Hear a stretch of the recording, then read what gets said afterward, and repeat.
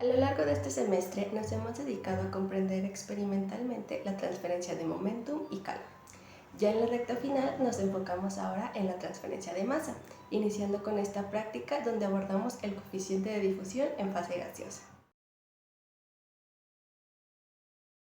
Para un sistema gaseoso es posible medir el coeficiente de difusión de manera experimental a través de una celda de difusión, que prácticamente se trata de un tubo angosto parcialmente lleno de líquido problema,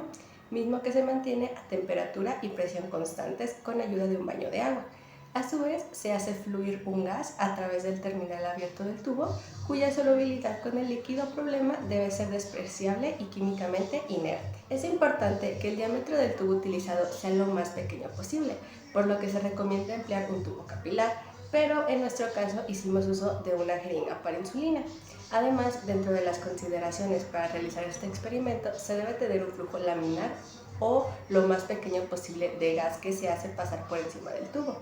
y tanto la presión como la temperatura deben permanecer constantes. El fin del experimento es medir la diferencia de altura del líquido problema que se difunde transcurrido un tiempo determinado. Lo que sucede es que el líquido se vaporiza y se difunde dentro de la fase gaseosa, y la velocidad de vaporización de este componente se puede expresar en forma matemática en términos de flujo másico o flujo molar.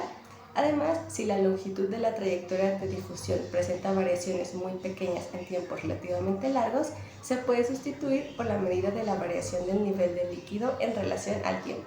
y calcular así el coeficiente de fase gaseosa, que fueron precisamente los objetivos de esta práctica. Para comenzar, instalamos nuestro baño María colocando agua en un vaso de precipitados y poniéndolo a calentar en un soporte universal hasta una temperatura de 50 grados centígrados. Se realizó el análisis en base a dos líquidos, el etanol y la acetona, por lo que mientras el agua llegaba a la temperatura deseada, llenamos nuestras jeringas con los líquidos problema 5 milímetros por encima de su límite. Ya listo el baño María a 50 grados centígrados, colocamos ambas jeringas en el centro del vaso de precipitados y las mantuvimos ahí durante 30 segundos, cuidando que la temperatura permaneciera constante, retirando y volviendo a colocar el mechero cuando existieran algunas variaciones. En este caso no hicimos pasar un flujo de gas como tal, sino que el mismo aire del ambiente fungió separado. Transcurridos los 30 minutos a temperatura constante, retiramos ambas jeringas del baño y medimos la longitud que bajó el líquido en cada caso, presentando un mayor descenso, la acetona, en comparación con el alcohol. Estos datos, considerando la temperatura a la que se realizó el experimento, nos permitieron calcular el coeficiente de difusividad